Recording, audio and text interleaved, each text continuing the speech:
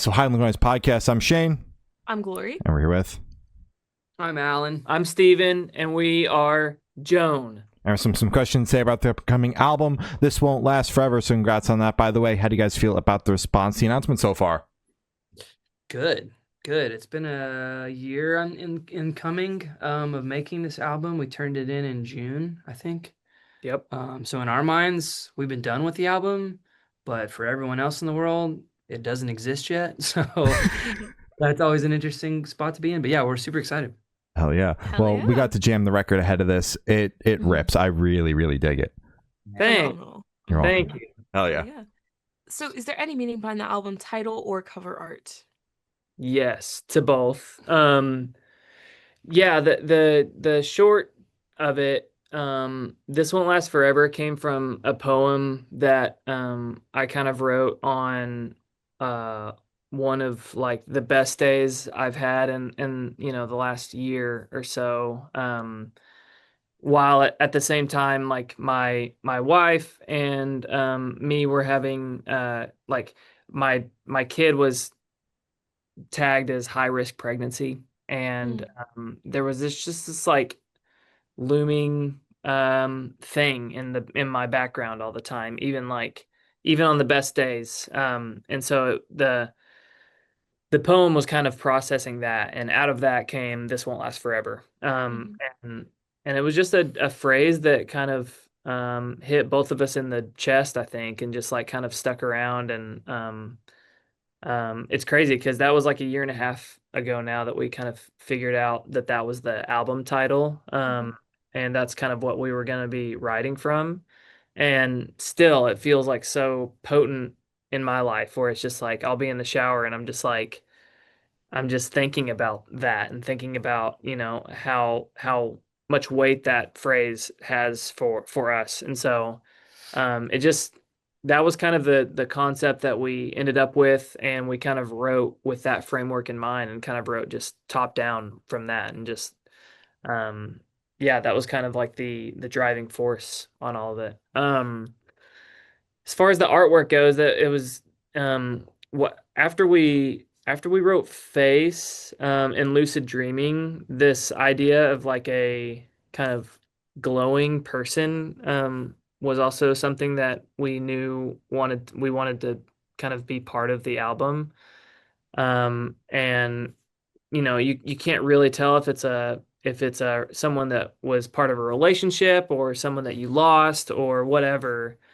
um we just wanted to kind of convey that whatever that is for you, that there's a part of that person that's always there with you and kind of like haunting you, or there with you, however it works. And it's kind of a tragic but like sort of beautiful thing that you if it can feel like they're there in your life, all the time. Absolutely.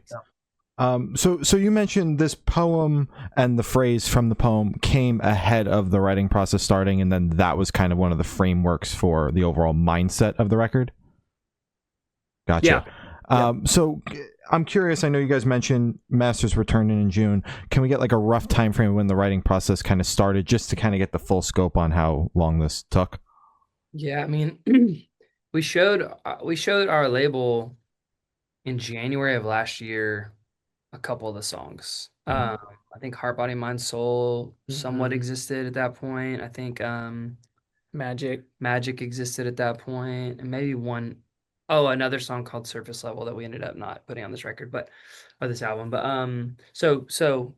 early. I mean, it's been a year and a half at least since they've existed, but we really, really pressed go probably last summer, fall. When we released Heart, Body, Mind, Soul, we're like, okay, this is kind of the press go thing, and then we really hit the ground running. And then we were still finishing songs up until we turned in. I mean, we were like mixes and some ad production and stuff, but yeah, it's been in the making for a while. Yeah, that was part of this campaign for us. Like we wanted to not exactly know what the album looked like fully, while putting out songs. Like we've done the album thing where we where we work on it for the whole time and then sit on it basically until even before like the first singles really. And we didn't want to do that again. We wanted to kind of let people in on the journey. And so Yeah. it made it a longer journey, but it made it more fun for us to kind of be like, hey, you're watching us as we're figuring out what this album it looks like. So Yeah. it was cool. Gotcha. Were you guys That's kind of dope. like morphing where the record went based on like fan response to the previous singles? Was that the mindset with it? No, not really. I think we kept pretty strong with what the vision was. We also kept it pretty close to the chest what the album was until we kind of had everything together. Yeah. And so it was more just like giving them glimpses of what the bigger picture would be. But I think we knew all along, I think, what the bigger picture was. Yeah. Gotcha. Makes sense. So can you guys tell us a little bit about the writing process for the album? Yeah, I mean our kind of MO is things usually start with some sort of melody, loose lyric idea, and I'm usually the driver there with just like song starts, but I don't always have a strong vision on like where the lyrics should go. That's definitely Steven's one of his gifts is like crafting a narrative and crafting lyrics. So I'll just kind of show him like, hey, here's this chord progression. I've got this, melody. I think it's a verse or I think it's a chorus or whatever, and I'll show him. And if he gets as excited as I get, we kind of know, let's go on that one. Each song is different. I mean, Bothered on the album was like started with the guitar hook in the intro. That's all it was at the beginning. Face, I think we had.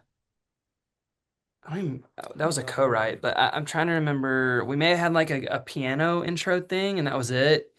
And then our buddy helped us come up with the chorus, and so it's like every song kind of starts with some sort of nugget of idea that excites us. And we try to track while we write. We're definitely not the like sit and write a song on an acoustic, verse, chorus, bridge, all of it, and then go record because we produce like self-produce everything.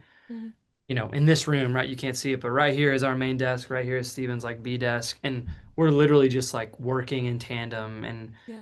I'm doing a keys thing, and then he's in one headphone like crafting some drums, and then he tosses me that over AirDrop, and then I drop it in the session. And so we're like, it's truly collaborative from like start to finish all the way through. So That's very interesting. yeah.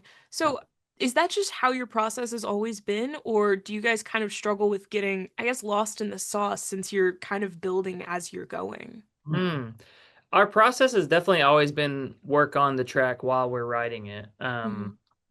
And it used to take us a long time to finish songs. It was just We had a um, bunch of songs. They were just like verse chorus kind of parentheses. Yeah. yeah, Yeah.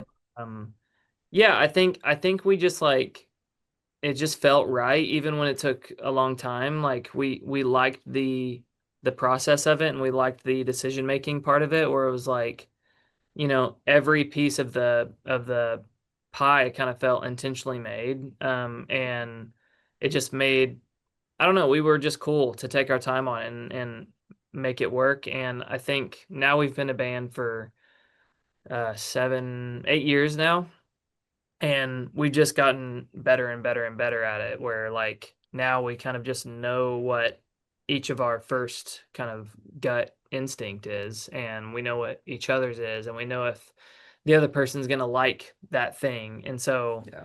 um it's exciting because it just feels like we're a well-oiled machine at this point. And it gives us the ability to focus on um on the music even deeper, kind of, where I think, it would take us a long time. And still, like, we like to take our time, but that doesn't mean that we're like forcing ourselves to work really hard on it. It's more Yeah. like perfecting every piece of it, which is cool. Yeah. Mhm. Absolutely. Absolutely.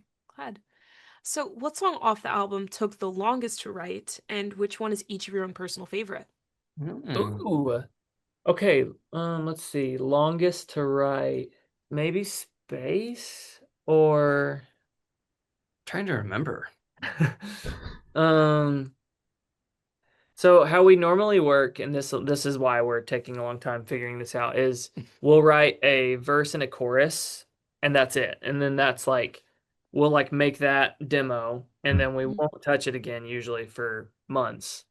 And we'll kind of sit with that. So sometimes, just depending on how the cycle ends up, um, sometimes we'll work on a song after like 2 weeks of sitting on it, and then sometimes we'll work on a song after 3 or 4 months. Mhm. Space was one of those songs that we didn't think was going to be on the album at first, and so I think it kind of took a back seat to the other songs just because we there were songs that we knew for sure were going to be on the album. So Mhm. that one probably took 4 months or something like that before it was like done, maybe more. But it was Yeah. literally Yeah. like verse, chorus, pause. Like we did Right. not touch it at all. Yeah. So it's not that it took 4 months of like actively working on it. It just Yeah. took, Yeah. there's just a big space in between. But Yeah. Yeah. The one that we probably worked on most was, I would say, either Bothered or Face, maybe, just because Face has so many different parts of it. And it was really fun to work on that song because none of it felt like a lull. Yeah. Sometimes you work on a song and you're just like banging your head against the wall, just being like, is this ever gonna actually happen? Yeah. But that song, we just like kept throwing stuff at it, and we were like, and it kept accepting it. yeah, and we were like, it had to be a 6 minute song. It, It was. it is. It's a long song, Yeah. but that's okay. Um, Favorites. Favorites. Face is probably my favorite song on the album. Or I really love Alibi a lot Mhm. as well. Yeah. Mine, mine is either This Won't Last Forever, the intro track. Mhm. It just that one feels like it's it feels like it's made for a movie that hasn't happened yet. Like Yeah. that, it just feels like it needs to be in some. Fingers crossed. I don't know. It just feels cinematic. That and Space, which is the last song on the album. You like the book? I like the bookends. bookends. Yeah, Yeah, you're a sucker for Yeah. the bookends. yeah. Well, how did the track list for the album come about? Did you guys write the opener be the opener, close be a closer, shuffle around and see what fits? What was that process like? Painstaking for Steven. I definitely think way too hard on that kind of stuff. I basically, like, while we were working on the album and finishing it, I took every Saturday for like I would listen through the album for like 3 hours straight Mhm. while I was doing other things and kind of just like letting it be in my head. Um, and I would just like try different versions of it and try different track listings and see what fit best. And then, I mean, we probably went through five, like, this is for sure the track listing. And then it was like, no, this isn't it. And just like Nope. smaller and smaller tweaks after that. Um, but that helped us figure out like, um, honestly, This Won't Last Forever and Space were maybe the last two songs we worked on, or I like think they were. Yeah. two of the last songs we finished. Wow. But we knew we wanted those types of songs, and we had like empty spaces there in those spots, and so that just like really helped us kind of figure out like where there were spaces that need filling, and it helped us like inform the songwriting for those spots. And so that was cool. That and Tutupasa, which is right in the middle of the album, that was kind of all intentional, where it was like, okay, these are the three spots that need to be filled, and those songs just kind of showed themselves to be those fillers. Gotcha. Mhm. Hell yeah. Makes sense. And would you guys be able to tell us where your headspace is at while you're creating the record? Well, so where we're talking to you from is our studio Mhm. here in North Little Rock, Arkansas, and it's a house we uh, made into a studio. One cool thing about this album and this whole last year and a half has been Super Glue, our first album we made basically in an extra bedroom of both of our houses. we would mainly work out of my fourth bedroom. That was like a little studio, and then he had a little like downstairs place for drums. Mhm. I like how you said fourth bedroom. That was a big flex, dude. Oh, I didn't even Yeah, 4 bedrooms. Oh, no biggie, right? In this economy. I literally didn't even mean Yeah, we just used my 12th bedroom. I was like, Exactly. You know, the 18th one, like down the hall to the right. Yeah. My fourth house, fourth bedroom. This one's my smaller 3,000 square foot house. Sorry, my extra bedroom. Um, and anyway, but it was like, we're like I'm working, sharing a wall with where me and my wife sleep on the other side. And there's like no separation Yeah. really from like work. It was just like I would like get up, get her, help get her get our daughter ready, she's getting ready. I see them out the door. I walk to my fourth bedroom and I like go to work. And it was like it was cool. It's like a lot of people like working from home, and it definitely has its pros. But I think after a while, until it's like you don't know what you have, till, well, I was gonna say till it's gone, but I don't miss it. I don't miss working from there. I love like having a place to come to, an office, a workspace, whatever. And so for this album in particular, it was like coming into work every day with the headspace of like, I'm coming in around 9, I'm leaving around 4. We have that much time to like get everything we need accomplished for the day, Monday through Friday, minus holidays. But it's just like, I don't know, it's a different headspace to like separate the work from home. And I don't know, in a really healthy way, we can kind of clock in and clock out. Now, that doesn't always happen. Last night, Steven stayed late, did some drum passes. He was sending me bounces. I'm like sneaking off to listen to something, so there's still Yeah.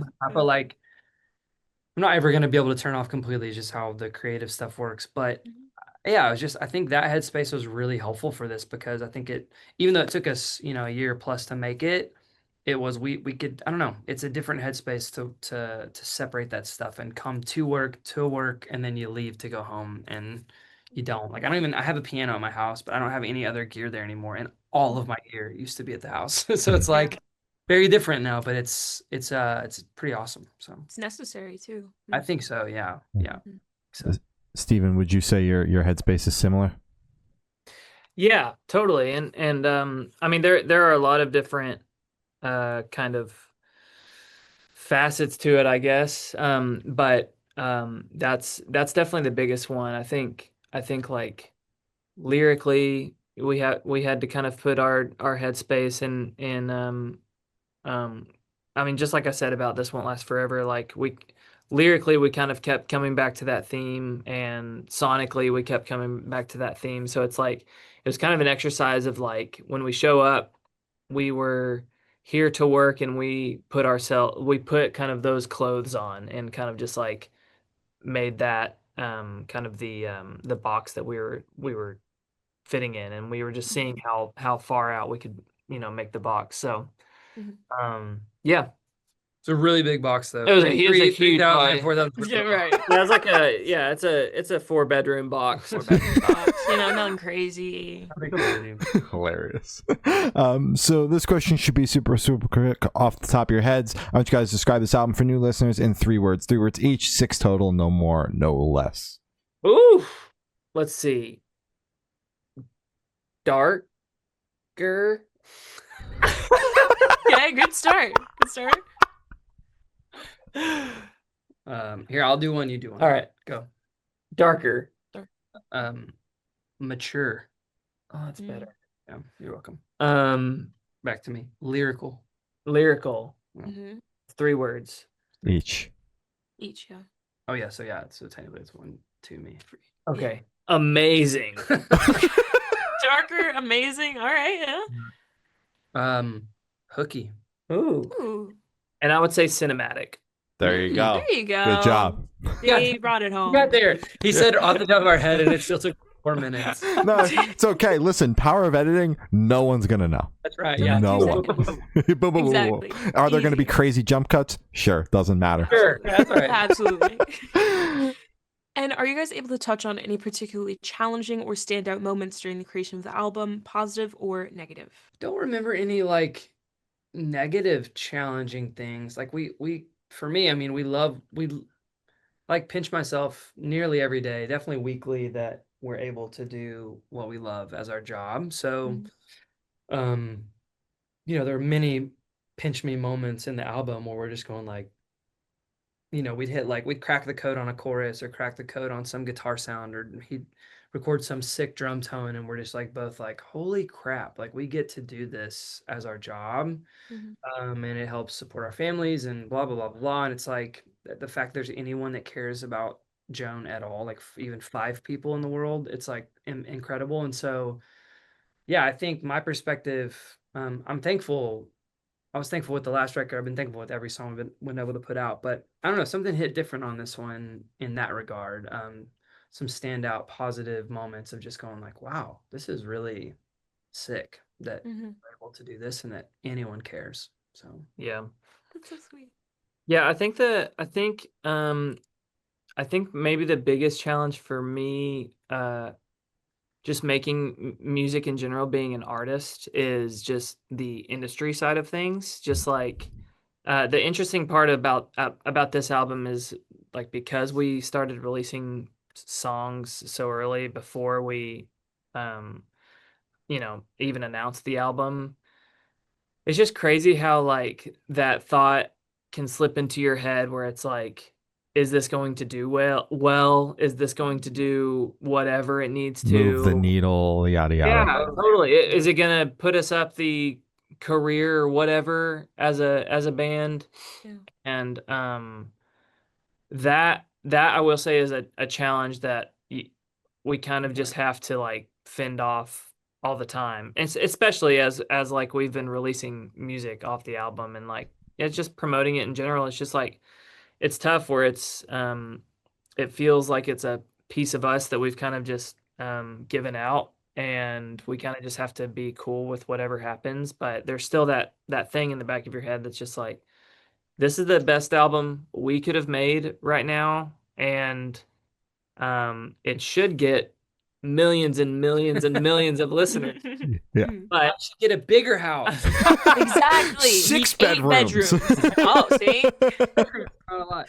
but that's the challenge, is like, Yeah. we have to force ourselves to fend that thought, push that thought away, and remind us that like we get to do music for a living, and Yeah. and we get to do this every day, and the process of making music is what we most love. Yeah. And so yeah, that's probably the biggest challenge I have in general. That's fair. Absolutely. Fair enough. So for this last question, I want you guys to picture you're on tour, you're at a gas station for a rest stop. What is your snack of choice? Ooh. Can it be snack and drink? Yes. Thank you. Last tour, I got heavy into Bear Bells. Oh, yeah. Cookies and cream flavor. Oh my I'm God. sure that's the right flavor. Yeah. I really, really, really try not to drink soda. And we like at the studio, we drink Spindrift water, sponsor us. But it's hard when I need a little caffeine boost to not get a Coke Zero. I just crave it. I Yeah. want or a Dr. Pepper Zero, it doesn't matter. But some sort of Coke product Zero. Okay, we are at a Buc-ee's. Oh, I didn't say Buc-ee's. That's a whole different answer. And because I don't normally, for some reason, get anything but like fruit at a gas station. He's So yeah. that's boring. Healthy. But if we're at a Buc-ee's, I'll get the candied pecans Also, every like time. the 90-year-old answer. Yes. No, those fuck though. Candy No, they're pecans, so candy nuts are good. incredible. Have you Yeah. had? Apologies for the name of this, but it's just. But it's the beaver nuggets. Or I almost said beaver nuts. I thought it was beaver nuts. That's why you said beaver nuts. That- I was like, that doesn't sound bad to me. I don't know. Yeah, beaver nuggets. It's like, what is he about to say to me? So good. They're like corn puffs and like cooked in some sort of caramel or butterscotch or something. That's Yeah. right. I can eat an entire bag, and it's like 8,000 calories, and I'm Oh, just it's crazy. Yeah. Yeah. That's what's wild is fun. there's got to, I mean, think about just if you quantify the calories in a Buc-ee's, millions and millions and millions of calories. Yeah. Someone needs to do that. Candied pecans, beaver nuggets. Yeah. And they have a watermelon taffy that is also just, oh. Yeah, so really good. Yeah. That's for my snack, and then like a cold brew coffee from Starbucks or Nitro or whatever. Our longest Yeah. answer about guessing. Just about the snacks. Yeah. It usually is. Once we get a little bit more fun about it, you know, you artists only want to talk about music for so long. I get it. So, as I said, that's all the questions we have today. Is there anything that you guys would like to plug? This album. Yeah, Right. this album is legit like our favorite thing that we've made ever, and it'd be cool if you listen to it. September 25th. No pressure. September 25th. Right? Hell yeah. All right. Well, thank you so much, guys. It's been Joan, and we have been the Good Noise Podcast.